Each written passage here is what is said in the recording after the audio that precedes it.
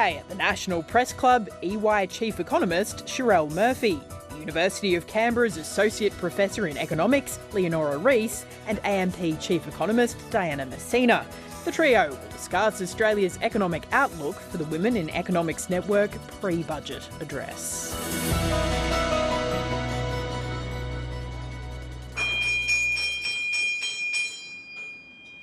Hello and welcome to the National Press Club of Australia for today's Westpac address.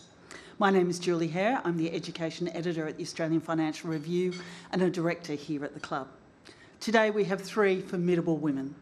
Cherelle Murphy is the EY Regional Chief Economist for Oceania and a regular commentator in the media. She was before that the Chief Economist at Austrade and spent 15 years at the ANZ Bank before that the Reserve Bank of Australia. She has what one might describe as a gold standard CV. Leonora Risse is an Associate Professor of Economics at the University of Canberra and a research fellow with the Women's Leadership Institute of Australia. Leonora has long been a champion for women and equity, including the gender pay gap, which has had a bit of news coverage over the last couple of days. She was founder of and is National Chair of the Women in Economics Network in Australia and has held roles at Harvard University and the Reserve Bank, another gold standard.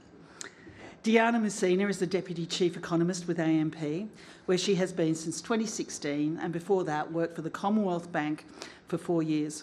I don't want to trivialise anything, but I got very excited when I saw in Diana's CV that one of her first jobs, was as an accounts payable intern at Louis Vuitton. I'm sure she has some stories to tell us. All up, I think we can comfortably say that that is a formidable amount of talent and intellect in the room today. For those watching at home, you can join the conversation on Twitter, where our handle is @PressClubAust, and you can use the hashtag NPC. Please welcome Cherelle, Leonora and Diana.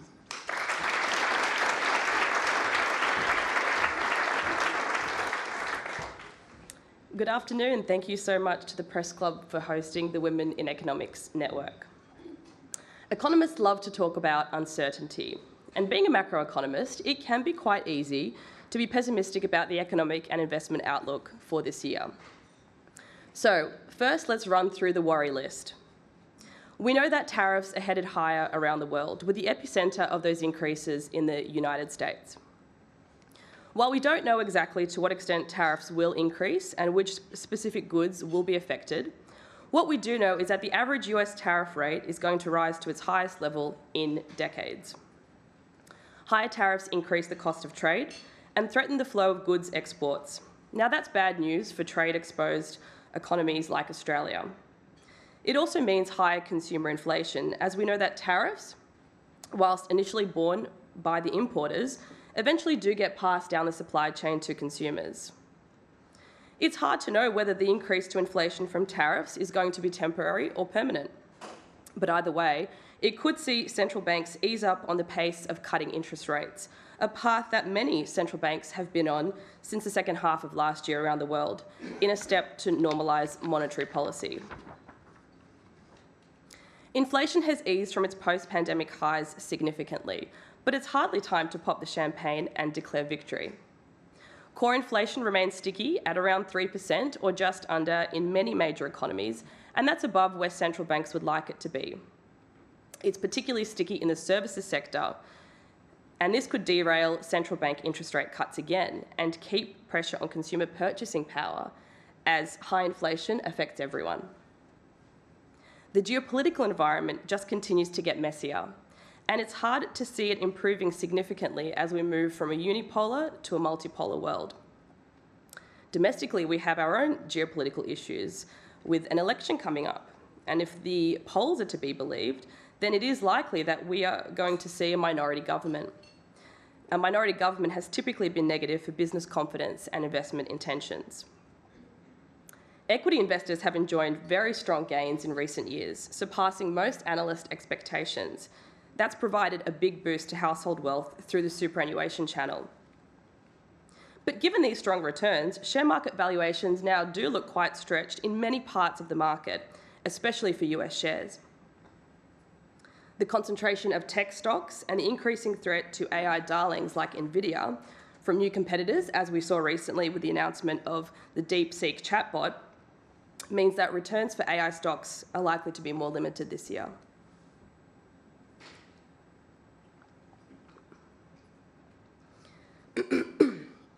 Trade disruptions also tend to be negative for share markets, just like they were in 2018. But for Australia in 2025, actually the outlook is probably the least uncertain that it has been for years. I'd like to offer some optimism on the macroeconomic picture here, as well as focusing on a more microeconomic part of the economy that does need some attention in the next few years. GDP growth through most of 2024 was very weak, running at its lowest level since the early 1990s recession, outside of the pandemic, of course. But the GDP data released about an hour ago today showed a much better picture for the economy, with per capita GDP growth finally growing for the first time in 7 quarters.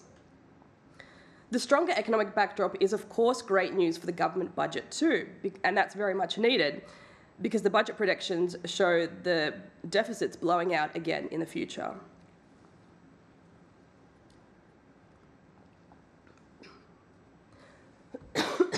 Sorry, excuse me. In Australia, the dislocations of the pandemic have washed through. Inflation is clearly not headed back to its 1970 stagflation-like highs. And we know that inflation has responded to monetary and fiscal measures, so we also know how to tackle it when it does increase. Cost of living is, of course, still a challenge for the most vulnerable groups because of the big level adjustment to prices. Inflation has risen by 20% in the last 4 years, and wages is up by 15%. So it will take some time for real wages to catch up. However, the good news on that is that real wages growth is now rising again. The average household has also received tax cuts from the 1st of July of last year. And of course, now the Reserve Bank has started cutting interest rates, and analysts are expecting more rate cuts this year. On our calculations, the average household is better off by an additional $70 a week compared to a year ago, from the results of lower inflation, tax cuts, and interest rate reductions. That all means that consumer purchasing power is in for a much better year.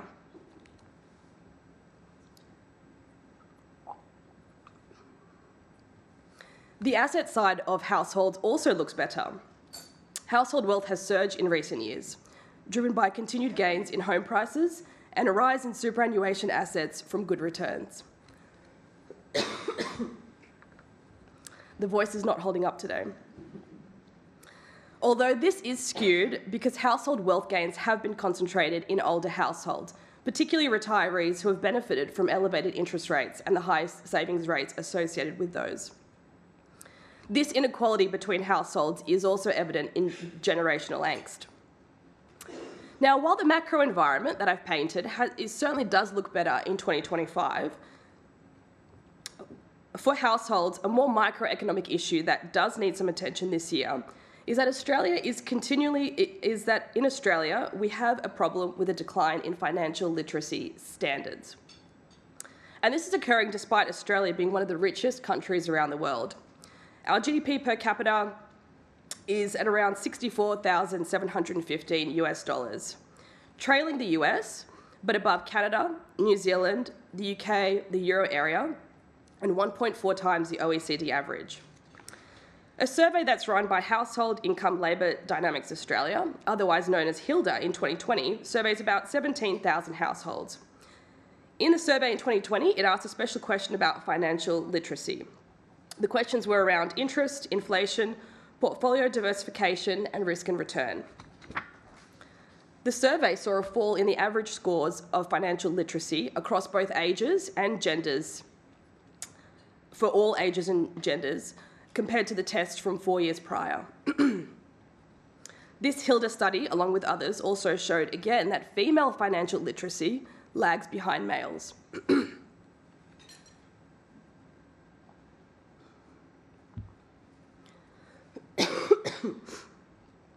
Researchers have found that this has historically been the case both in Australia and globally, and this is what we call the financial literacy gender gap. But what is interesting is that in Australia, this financial literacy gender gap is actually higher compared to some of our peers. So what explains the decline in financial literacy across Australia? I think part of the reason is the decline in economics students that we have at high school, which then gets translated into university as well. Economics was once the most popular subject outside of maths and English in the early 1990s. Now business studies has taken its place, and economics has fallen to 15th place. Lower financial literacy is a problem for society. Some research published by the Reserve Bank of Australia in 2024 indicated that just over 20% of respondents knew the inflation target. 60% either didn't know the target or gave a wildly incorrect answer. The Reserve Bank itself found a strong link between inflation expectations and economic literacy.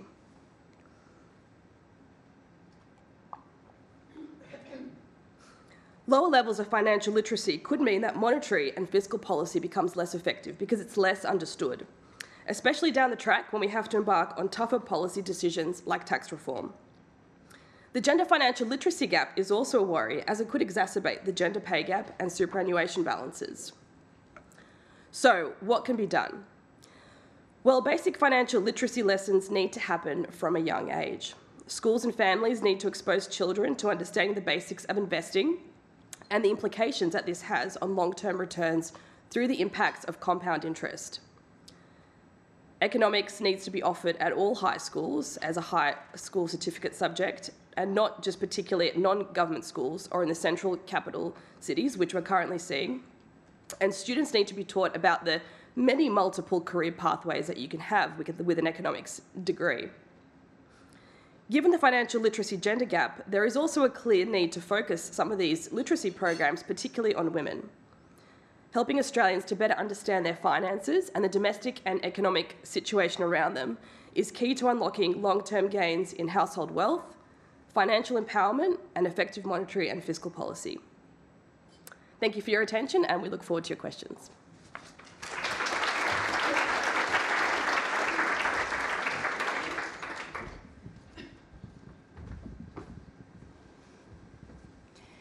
Thank you. Now, I'd like to pick up on some of Deanna's points about optimism.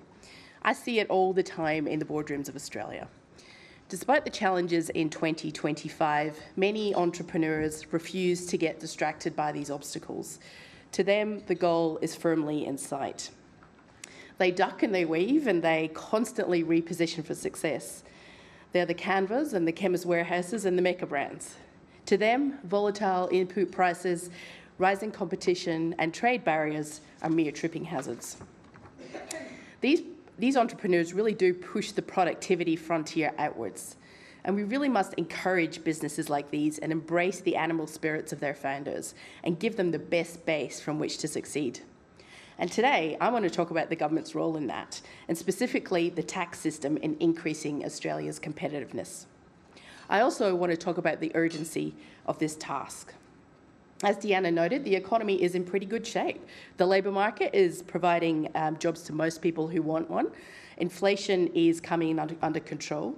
We do certainly have some serious problems, including housing affordability, but we're not fighting a war and we're not standing up a pandemic. The federal budget was in surplus for 2 years despite COVID, and the debt burden in Australia has not grown nearly as badly as it has in many other countries. But from here, things do get tougher. The Treasury has told us to expect the budget to deteriorate from the $16 billion surplus delivered last financial year to a $27 billion deficit this year. The fiscal buffers are eliminated and the debt numbers rise quickly. So before we're even counting the billions of dollars that we've seen in election promises, federal general government spending is projected to grow to $836 billion by the 2028 financial year. And the receipts needed to pay for that rise to $804 billion. 92% of those come from taxes. The shortfall isn't expected to improve much, and structural budget projections suggest that we'll be in deficit for at least the next 10 years. As a share of GDP, tax collections are expected to rise to 23.5% in each of the next 3 years, and that's despite the personal income tax cuts that have just been delivered. Now, just to give you some context, that's not a historical high, but the high in the post-war period is about 24.2%, so you can see it's right up there. In other words, what we've got now is Commonwealth debt rising and getting larger as a share of GDP, even though more is being taxed from individuals and businesses. So what do we do? Well, first, we really should be asking if there's any cost savings to be had in government. Are AI and digital technologies being used as much as they could to provide efficient back office services while frontline services are provided by government employees? Secondly, we should also be running government services through a contestability lens, asking whether they should be provided by the public service at all. Could another entity provide the service more effectively and more efficiently? The main game, though, is better allocating our precious labour and capital to boost productivity growth in the economy. This is not about the government getting into the nation's boardrooms, but the government can and should remove the disincentives to invest while increasing the incentives that foster innovation. A better tax system, of course, would go a long way to achieving this goal, in part by reducing the economic cost of raising revenue. At the moment, Australia raises 62% of its taxes from personal and corporate income. The OECD average is 36%. It's a big difference.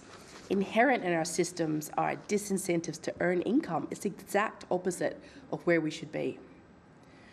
Former Treasury Secretary Ken Henry said just a few weeks ago at the Per Capita Community Tax Forum that our company tax system retards investment and discourages businesses with foreign shareholders from setting up in Australia. The best tax reform would start from a blank page. It would be a long-term, bipartisan roadmap with the support of state, territory and local governments, and it would be gold medal winning. It would be designed against the principles of fairness, efficiency, simplicity, sustainability and coherence. It would lower the proportion of tax directly sourced from income and increase the tax from indirect sources such as consumption. It would mean that we could fund our expenditure needs without a higher tax burden, so overall it didn't change too much. A second best option would be a tax package that reforms part of the tax system. This would raise revenue more efficiently and it would partly compensate those that bear the biggest burden of the change. Increasing the GST rate to 20%, which may seem like a lot, but it's actually just above the OECD average, which is 19.3%, while retaining exemptions like fresh food and education would generate an extra $80 billion a year. If you increase the GST rate to 20% and eliminated all the exemptions, you would raise another $132 billion a year. Some of the proceeds, of course, could be used to compensate the households, and particularly low-income households that would be hurt by it. And importantly, what that would mean is that the foundations of a better tax collection model with less reliance on personal and business income would be in place. Now, before you roll your eyes, I've been in Canberra too a long time, and I know that this is very hard. It requires the federal government to take risks while the states and territories receive all the benefit. But in the words of the very wise Women in Economics Network inaugural chair, Danielle Wood, who is now, of course, chair of the Productivity Commission, it's not impossible. Failing that, a third solution is very targeted tax incentives to boost productivity, enhancing activities, and help Australian business attract capital. Now, that sounds a lot like industry policy, doesn't it? And it's not something that we economists usually like. But our investment to GDP ratio is stuck. It has been at a low level for around a decade, and fresh data suggests it's not getting any better.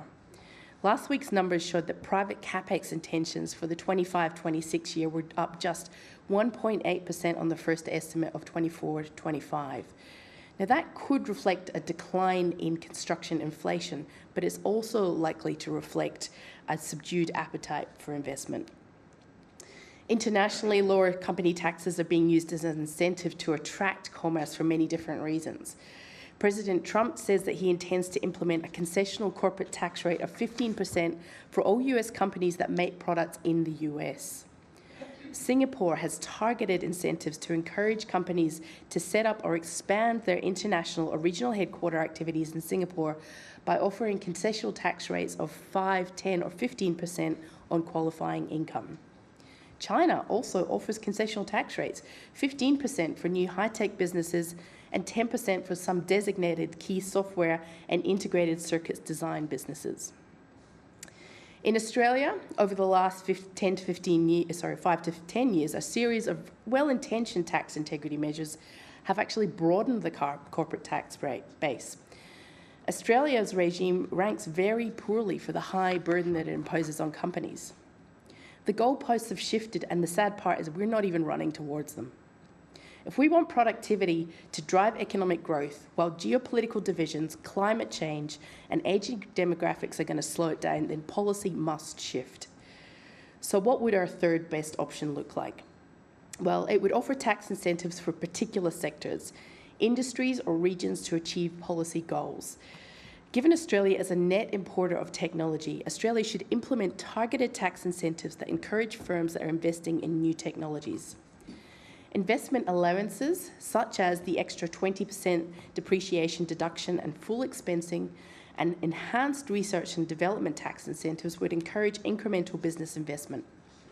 This is the type of policy that can attract foreign capital and deepen the capital base to improve productivity growth.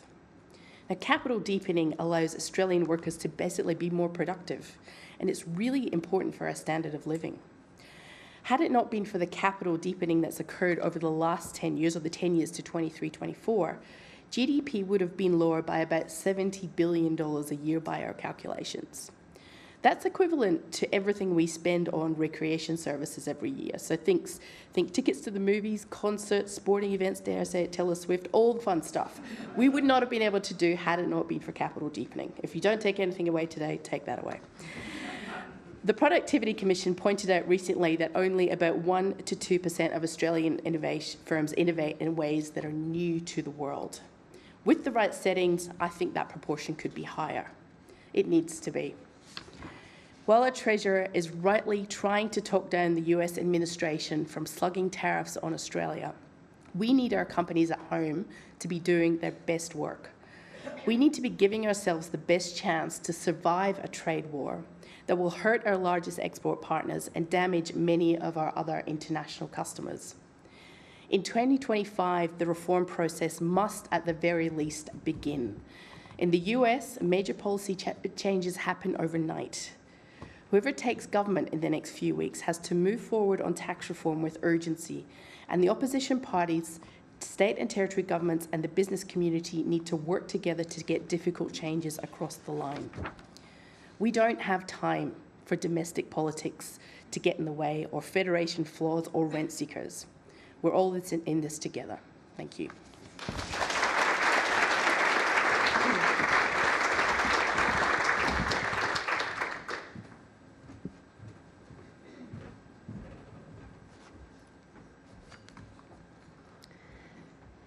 Thank you, Julie, and it's a pleasure to join my fellow economists here today on Ngunnawal country. When the Reserve Bank surveyed Australian high school students to ask them, why did you study economics? It uncovered an illuminating gender divide.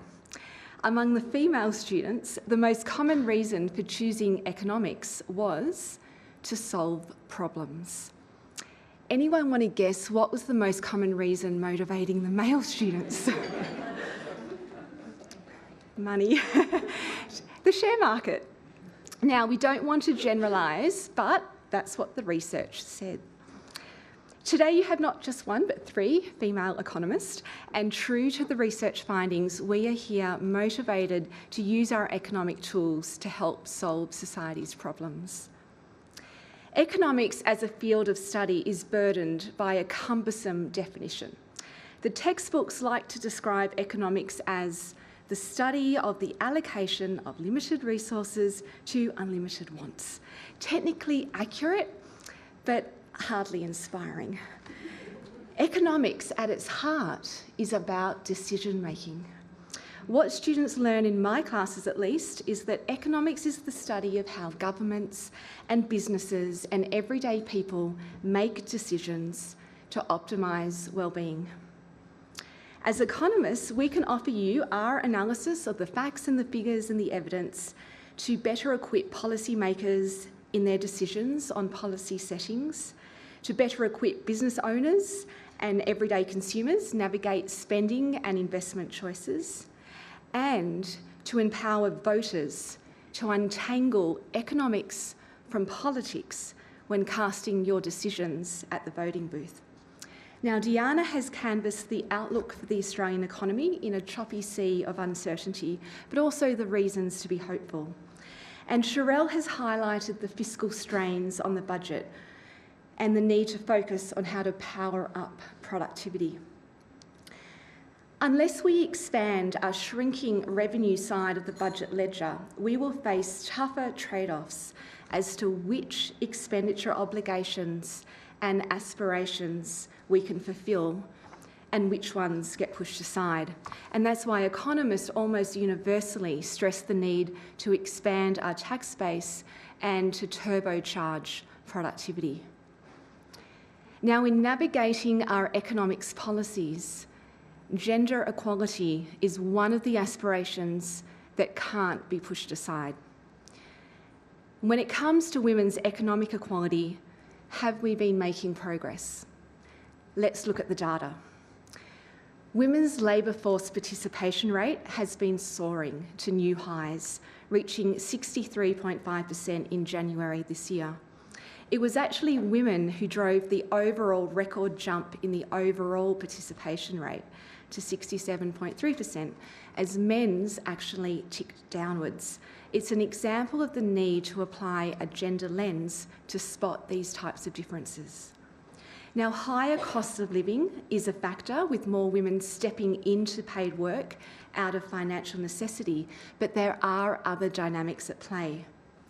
Working from home has been a game changer.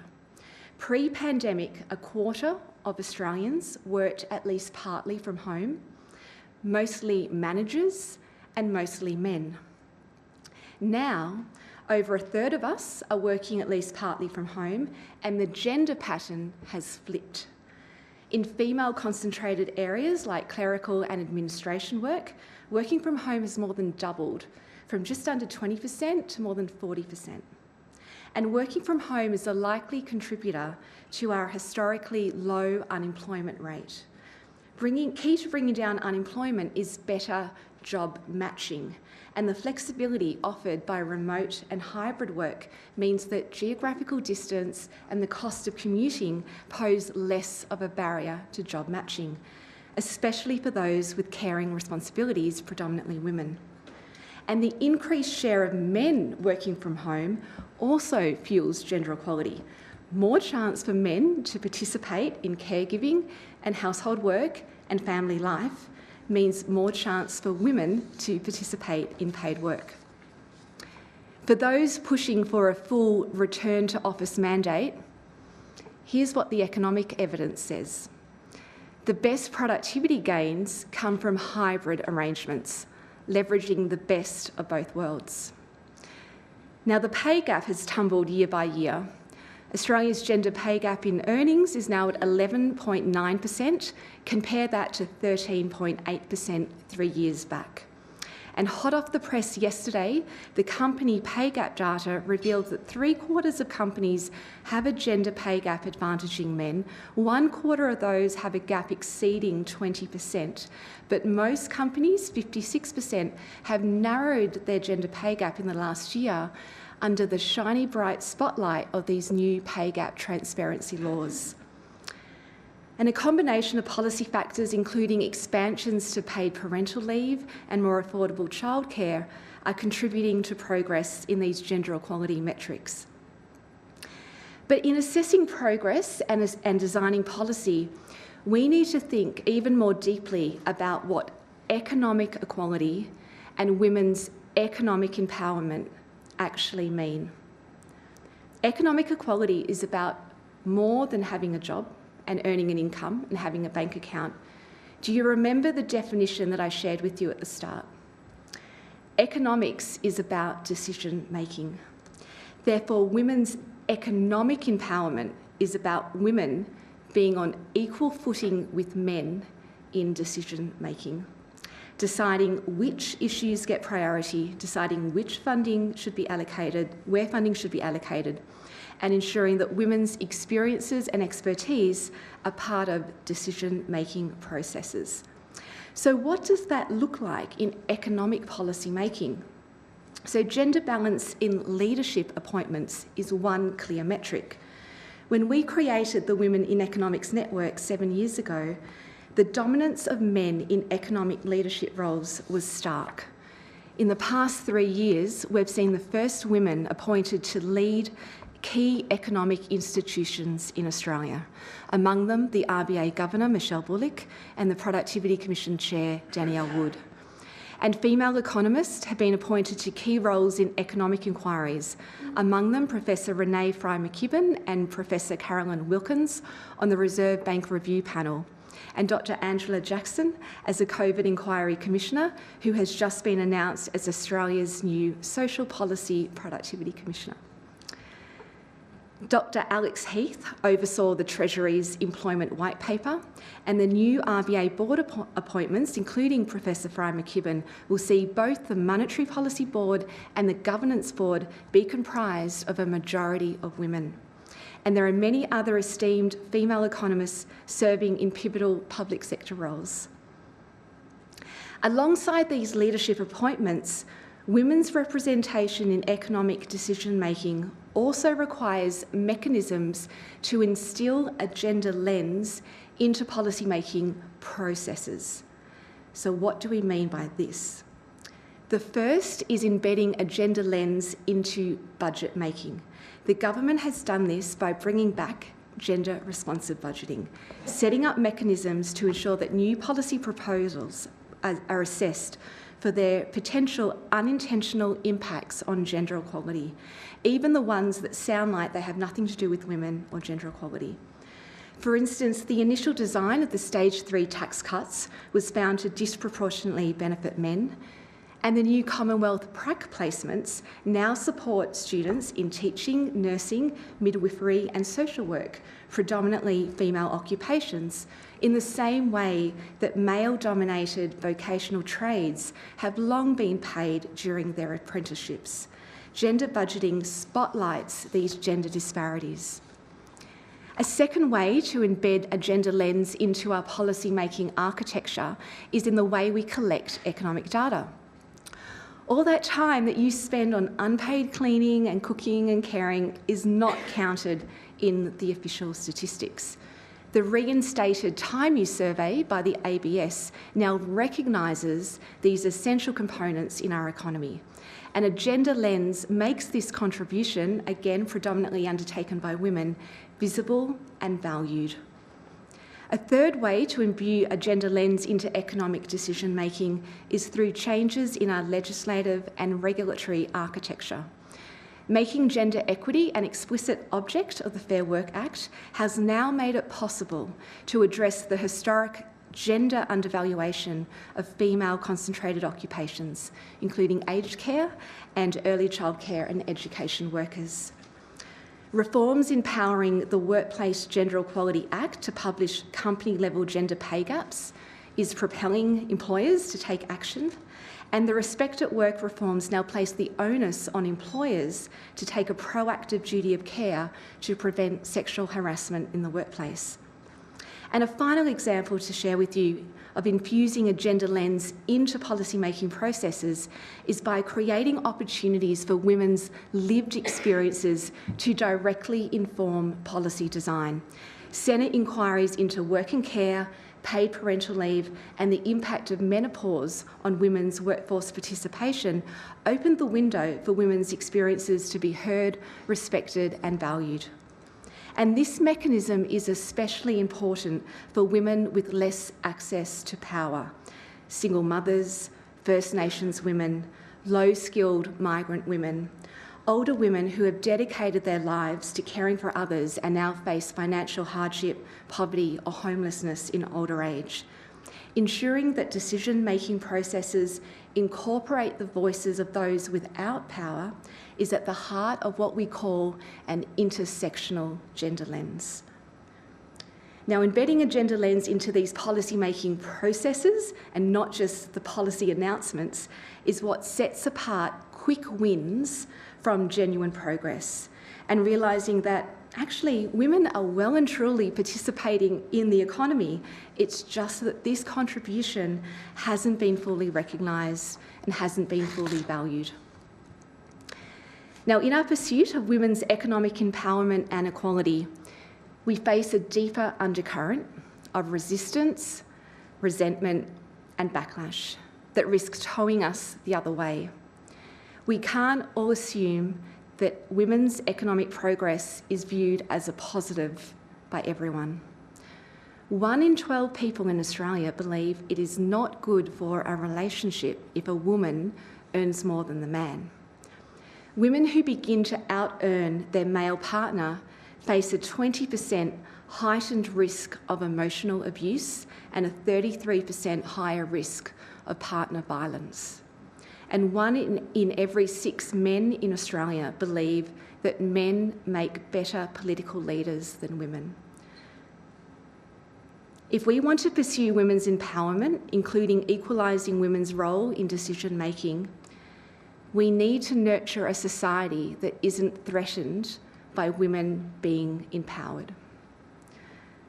Research shows that the people who are most opposed to diversity, equality and inclusion initiatives are the ones who place strong value on traditionalism and preserving the status quo.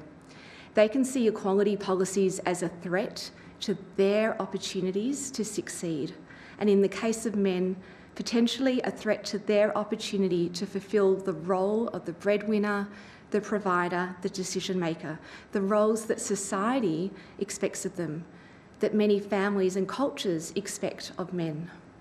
And this is why, in our suite of economic policies, we must include policies that make it more acceptable, more normal, more rewarding for men to move into caregiving roles. And expanding use it or lose it paid parental leave for fathers has been crucial.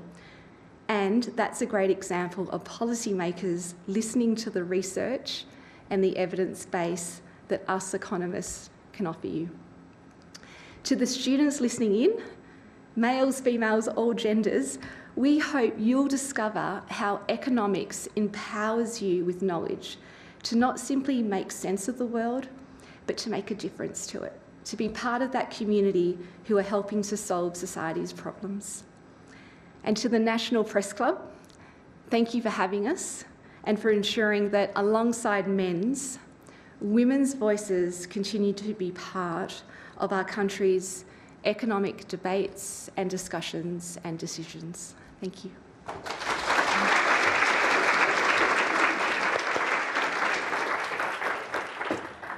Thank you, Leonora. I was going to ask you whether what you thought about the coalition, Peter Dutton's idea that women should go back to the office and how that about productivity, but I assume we have a unity position here with Leonora, is that right?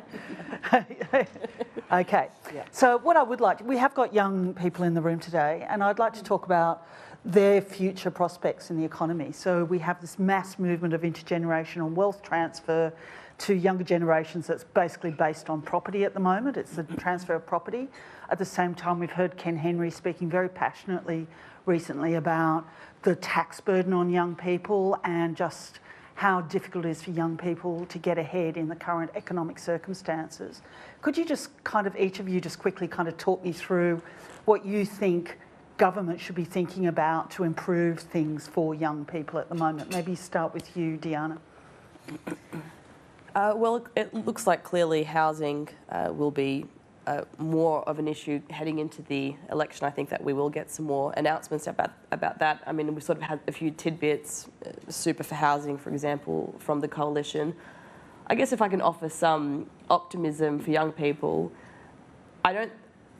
it's very difficult to reverse decades of strong home price growth, because in Australia, the basic problem has been that home price growth has been running above incomes for many decades now. Now, we're never going to reverse that unless we have a 50% decline in home prices. But most people wouldn't want to see that happen because it's not good for wealth positions, it's not good for super returns, it's not good for investors in the housing market. So what we need to achieve now is basically to keep home prices running at the same pace of incomes. The only way to fundamentally do that is to increase housing supply and to align demand with supply measures. I think tax reform can help with that. Aligning migration targets can help with that, and also making the construction industry more productive to allow them to actually build more homes. So for a young person, I sort of completely understand why it sort of feels like I'll never be able to afford a home. I'm sort of stuck where I am. I will be renting forever. But you are going to be entering the labour market probably at a time when things are still going to be pretty good. I mean, if we look at prior periods when baby boomers were entering labour markets, things weren't as good as they are right now. So there are reasons to be optimistic. Wages growth is pretty strong and pretty good. If you look at average weekly earnings for Australia, we are doing quite well compared to a global basis. There are other ways to initially invest as well. Being able to take out your phone and open a CommSec account straight away offers a lot of opportunities for investment. Cryptocurrencies. This is not personal financial advice. I'm just saying. I'm just saying there are lots of avenues that you can invest right now. It doesn't necessarily have to be in the home right here, right now. So I would just think about the different avenues if I was a young person. I am still a young person, but if I was in your position.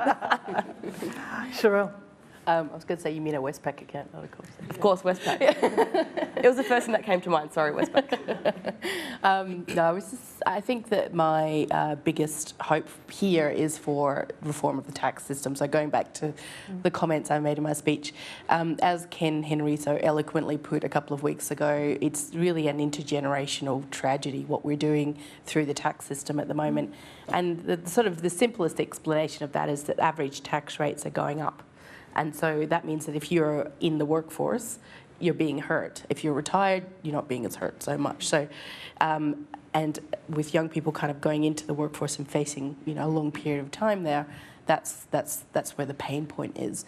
So unless we get some significant reform of the tax system and stop taking so much of our revenue to pay for all the things we have to, but stop taking so much of it from personal and corporate income tax, we're going to keep doing the same.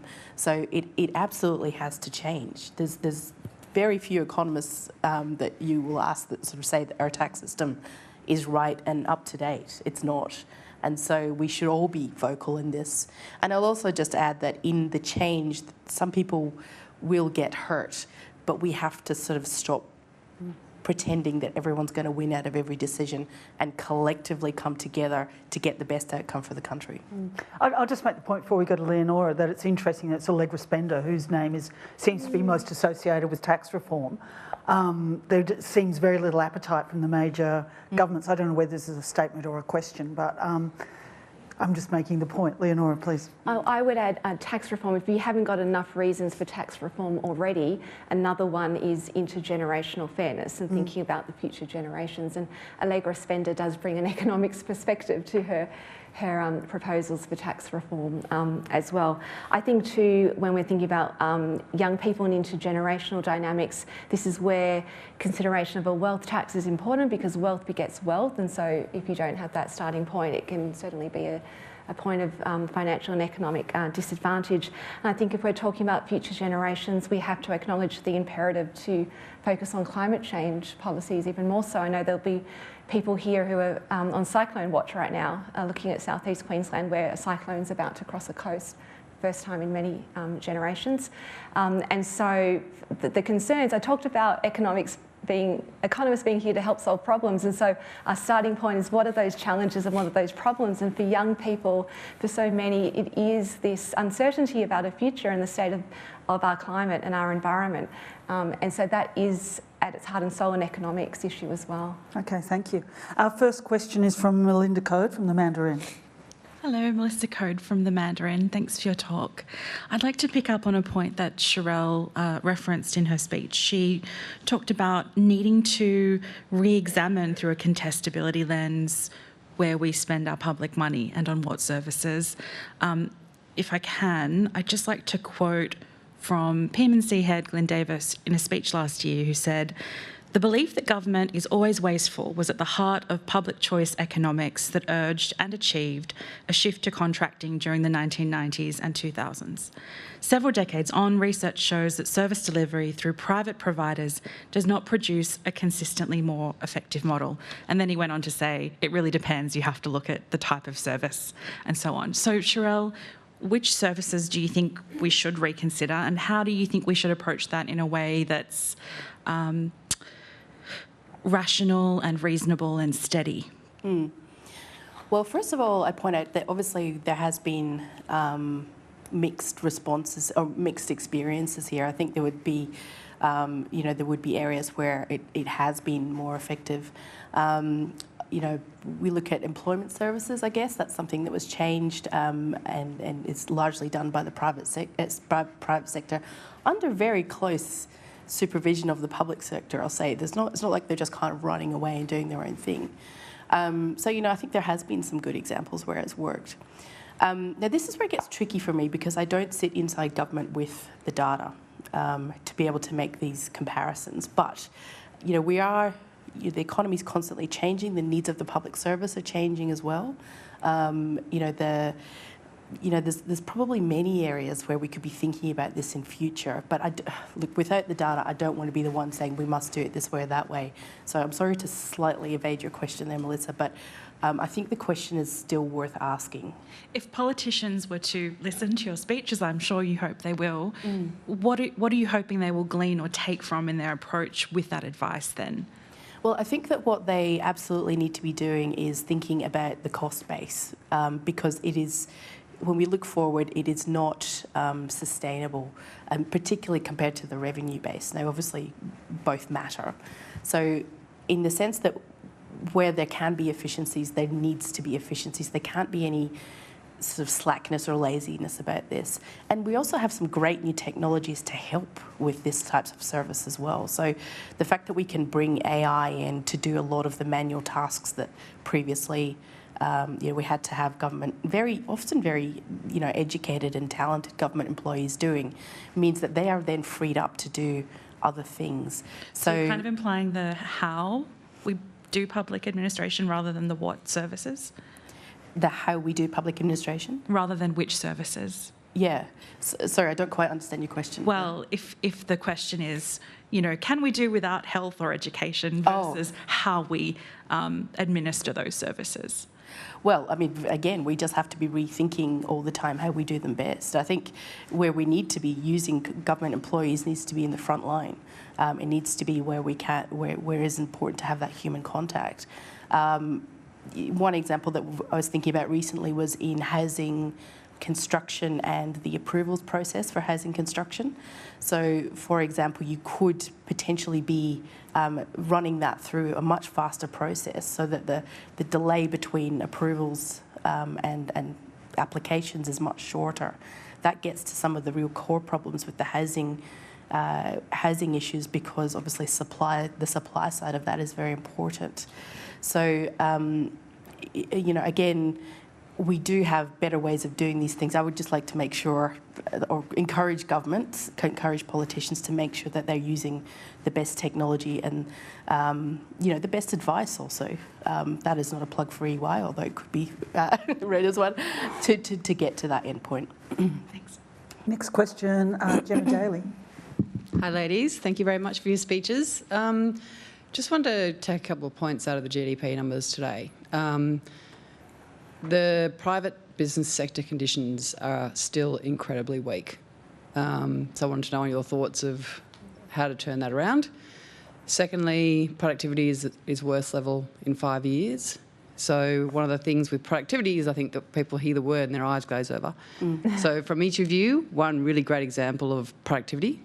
And the third thing is the public sector final demand is at 28.2%, which is the highest it's been since the numbers started in 1985.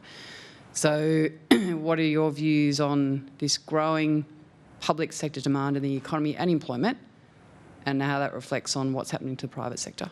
Maybe we start with you, Dion. I thought that the numbers today were okay.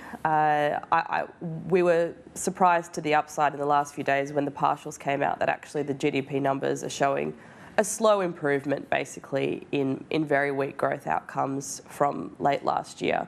The increase to the public sector is not surprising. In the last few reads that we've had, public sector has continued to rise to a record level of the economy, and that has continued in today's figures. That is likely to slow, though, over the next 12 months. When we think about the projection for budget deficits across the state and federal governments, I think things are going to be a lot more constrained in terms of spending outcomes. So the contribution from the non-market sector is going to slow in the next few years. So I think we've probably reached a peak right now.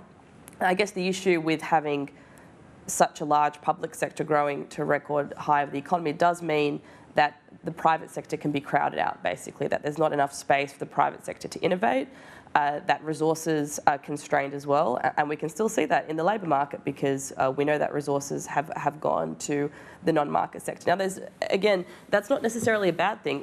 The growth that we've had in healthcare and education jobs has come at an important time for Australia. I'm not trying to diminish the importance of those. It just means that it sort of explains also why we've had the weakness in productivity growth, because when you break down the numbers, market sector productivity growth hasn't been particularly strong, but non-market has been negative.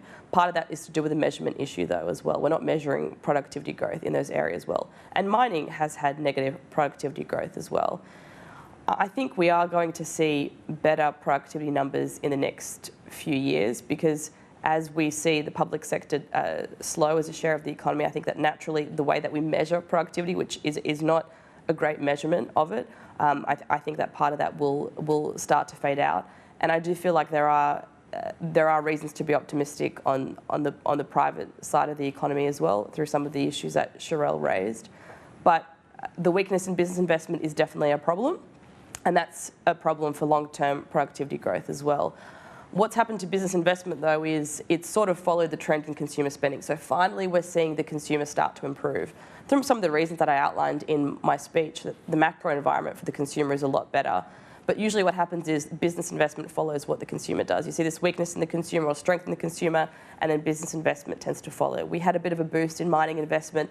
That's come off now as well. So basically the only part of private business investment that's growing significantly is in things like data centres, IT, and that's an issue. Maybe businesses are concerned about the outlook. They're uncertain about the policies that are going to be announced. We're heading into an election year. I feel like there has been a lot of uncertainty in the business sector. But as we go through a macro environment that's better for Australia in the next year, in the next 2 years, I think business investment should start to grow as well.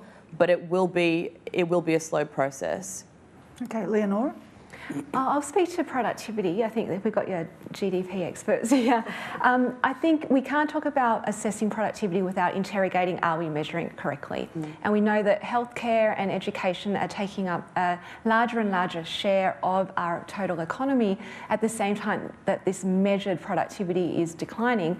So you've really got to question, are we properly measuring the output, the value of these particular sectors? Because so much of the benefit of these sectors is not direct and it's not reflected in the price that you pay for that output. So if we have care providers, the provision of that care is enabling someone, say a parent, to go into the workforce and therefore be more productive in a paid job rather than staying at home being caring. Same with education. Those human capital benefits are not observed straight away. They flow in ripple effects in future points of time and more dispersed around the economy. So I think we really need to focus on deepening and sharpening how we measure the productivity of these sectors that are increasingly important in our workforce before we just focus on the productivity number itself. The fact that these are low paid workforces as well, or low paid sectors, also suggests that the signals aren't there for innovation. So there's the potential to steer a lot of technology and, say, software into healthcare and education, but is there necessarily a payoff that flows through to recognise that that investment in that technology or that capital is actually improving the labour productivity of those workers, which should flow through to a higher wage? Something's breaking down along the chain reaction where that investment is not flowing through as it should. So I think that's some of our weak points that will become even more important as those sectors grow in their magnitude as well. I think it's really puzzling that we can have a workforce where our human capital has just flourished and we've really expanded over time, and we've got this ongoing technological progress, and yet if it's not translating into productivity, you've got to really question what has broken down along the way in terms of our economic structures and how do we measure and define productivity. Cherelle? I'd go back again to, and this is not to disagree at all with what's been said, because I think there is a natural cyclical change that will occur and cause a pickup in both productivity and business investment. But we could do better than even that sort of cyclical pickup if we got the structural settings of the economy right. And that really goes to the heart of what I was saying in my speech, that if you can get the tax system right, and it's only one of a number of measures, I'm not saying it's the only one, but then you can actually genuinely encourage capital deepening. Capital deepening leads to productivity growth, and that leads to stronger economic growth. If you can encourage foreign investment into the country where appropriate and for the policy needs that we would like to get it to, then you actually can genuinely improve the resources available to the companies in Australia that can kind of grow and help us kind of out of this malaise and really sort of push along business investment. So yes, there'll be a cyclical change, but I think the real crux of the issue is let's get the structure of the economy and the settings right, and a lot of that can be done through the tax system. Thanks. I know that you all missed the last question, which is what is a good example of productivity? Because I think people have trouble understanding what it means, and so they sort of tune out. Any example from any wherever? Like I had one today. I had to return something for Kmart, and it was done through an AI chatbot, which I hadn't used before on Kmart, and it was done, I think, within 2 minutes. Yep, I'd say the fact that we don't need to go to a bank teller anymore. You can do all your banking online.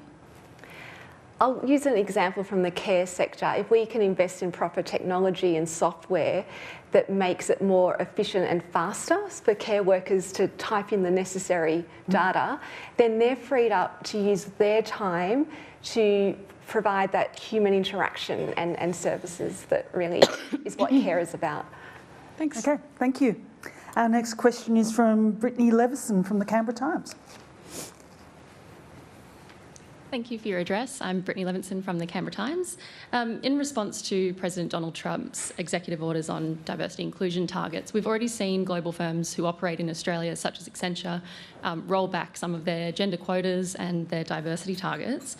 Are you concerned that we might see more of that in Australia from our firms sort of rolling back their gender quotas? And what do you think that has the potential to do? Does it have the potential to undermine some of the progress we've made in Australia, like, for example, the mandatory reporting of gender pay gaps? I think what we don't want to do as a country is import another country's culture wars or another country's corporate sentiments.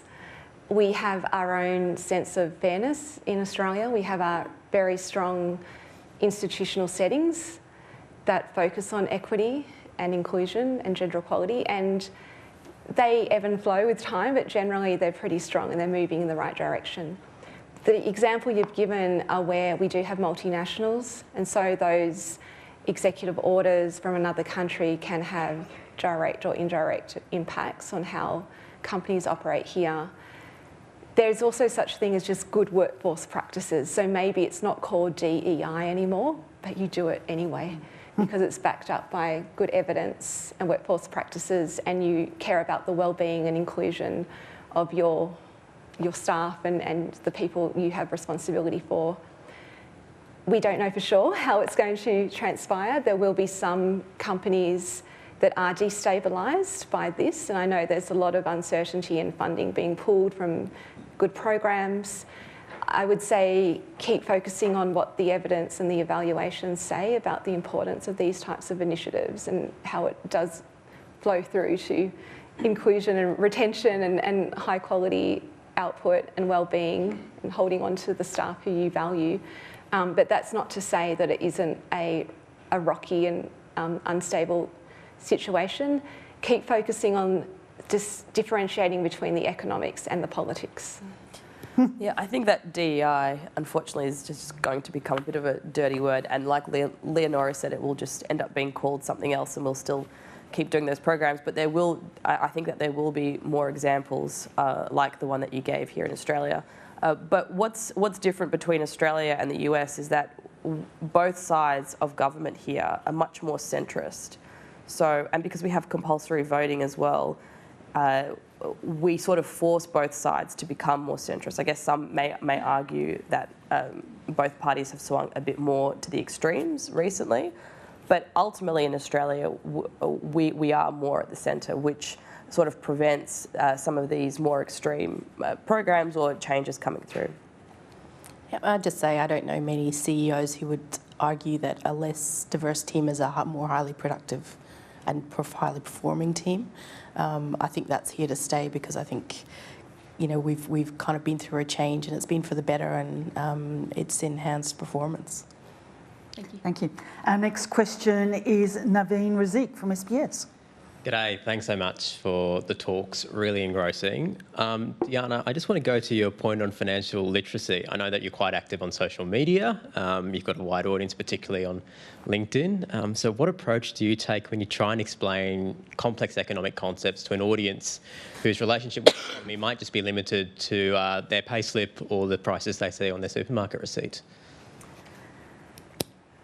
So the way I approach it is I don't want to make economics boring, and how would I explain it to my kids or to my family that's not in economics? Sort of, I feel like economists sometimes we write and we talk for other economists. I get a lot of other economist reports and I just think no one else understands this apart from other economists. And so when we started doing the videos, I just wanted to say it in a way that's more relatable to people, because I think fundamentally people get disengaged with economics because they feel like they don't understand it, but actually it's so important for everyone's day-to-day lives, and it's not hard to understand. Just sometimes there's a lot of jargon attached to it, but everything that you experience in your day-to-day life is touched by economics, and it will make you, if you don't engage with it, then longer term, I think it has negative implications for your wealth, basically, because you don't know, you're not so sure about what things mean or how to invest or what your mortgage rate is, or you just make worse decisions over the long term. Have any of your panellists asked for advice this morning? And, sorry, have any of the panellists asked you for advice? No, I've asked them for advice today. Well, I think we should give Deanna's website a bit of a plug. Econo Insights.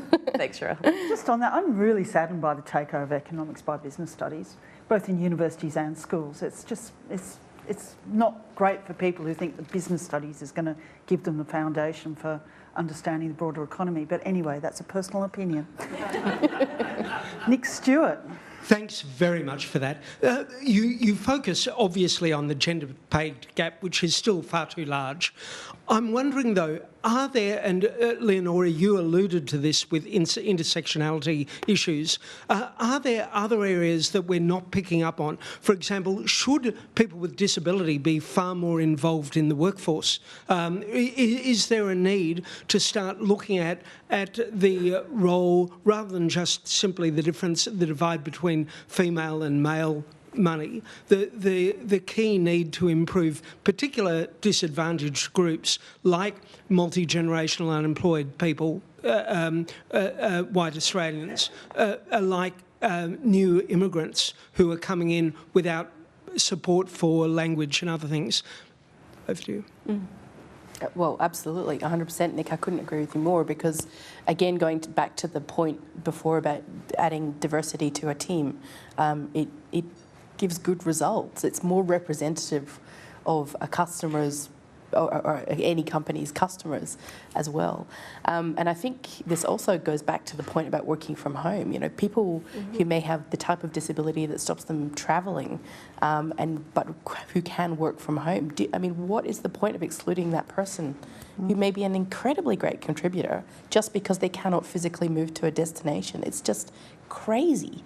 So, I couldn't agree with you more. I think we definitely need to focus on that. And the diversity, term obviously means more than male and female, Anyone else?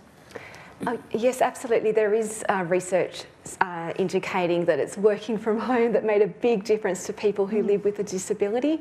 And not just physical disability, but also like neurodiversity and broader experiences and circumstances where people find it challenging to commute every day or to be in the office. So it's absolutely backed up by the data that these more progressive, inclusive practices do support a diversified workplace and the benefits that come from that in terms of more robust analysis and decision making as well. And I think when we talk about intersectionality, some researchers and some companies get stumped because they don't have the data to dissect not just by gender but by socioeconomic background or disability or culture and race, and they're all incredibly important dimensions of a person's identity and lived experience and circumstances. And what I would say to that is that intersectionality, yes, we need the data to recognise and almost add visibility to that diversity of experiences, but the takeaway action is inclusion in how decisions are made. So even if you don't have the data, don't let that stop you from making sure that you have that diversity represented around the decision-making table. Okay. Our last question is from Scarlett Robb from St Clair's College. Hello, my name is Scarlett. I'm a student in Year 12 from St Clair's College here in Canberra. And on behalf of my economics class, we wanted to ask a question. You mentioned earlier the importance of economic literacy, especially amongst young people. In what ways do you think the government can support education in this area to help improve future economic stability, particularly for future generations of women?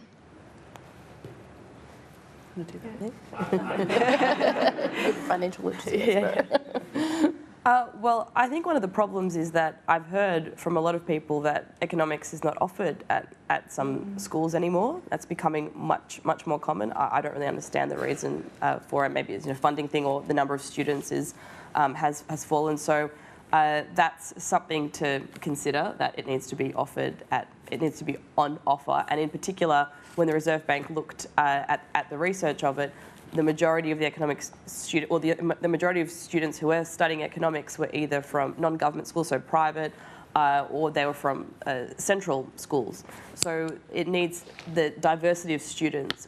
There was basically not a very diverse pool of students who were taking economics. So that is another issue to address, that needs to be offered at all schools, and to have that diversity. And also the financial literacy piece probably starts even before high school. So in primary school for the older years, year 5 and 6, obviously not kindies in year 1. I have a daughter in year 1. She doesn't really. I do have a book, Economics for Infants, that I've read to her, basically about how the government's never going to support you. You should just go out and do it on your own. So it was given to me by someone when she was born. So I do try and read that to her. But starting from an age of year 5, year 6, talking about opening up a savings account, talking about savings, pocket money, those types of issues, and then more of those real-world examples that can then be extended into high school. I mean, I always wish I had, like a basic budgeting type of course, or learning about credit cards and credit card debt. A lot of people don't know about the very high rates of interest that you can pay on credit cards, and you sort of just figure it out as you go on, or opening superannuation accounts and talking about which types of accounts you can invest in, low growth, high growth. Thinking about those types of issues is important. Okay. With that, we will, before we thank our guests, I would like to give them all a gold membership to the National Press Club. Thank you. And please, thank you. I'm very excited about this. Thank you.